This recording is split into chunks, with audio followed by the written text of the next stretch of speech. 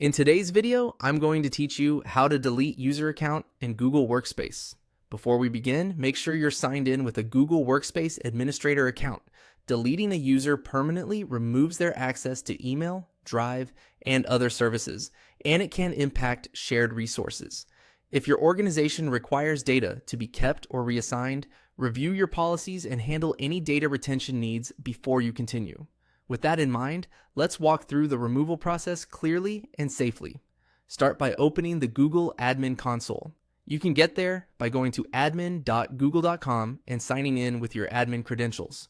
Once you land on the admin homepage, you'll see a variety of tiles for different management areas. Next, open the Users section. This page lists all user accounts in your organization. You can scroll through the list or use the search bar to find the exact account you intend to remove. Take a moment to verify that you've selected the correct user, especially if multiple accounts have similar names. It's a good practice to double-check the primary email address or organizational unit to ensure accuracy. After you've located the right account, click it to open the user's details page. Here, you'll see key information about the account, along with management actions.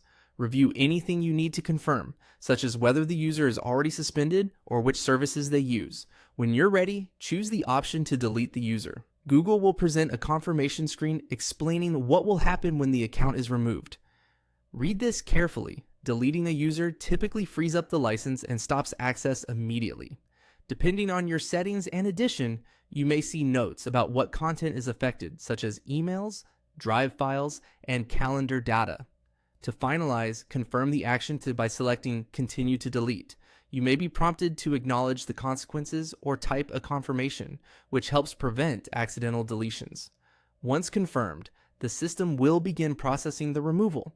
This can take a short time to propagate across services, but the user will no longer be able to sign in. That's it.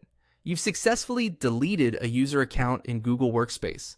Remember to communicate any changes to your team, update shared resources if needed, and verify that licenses reflect the change.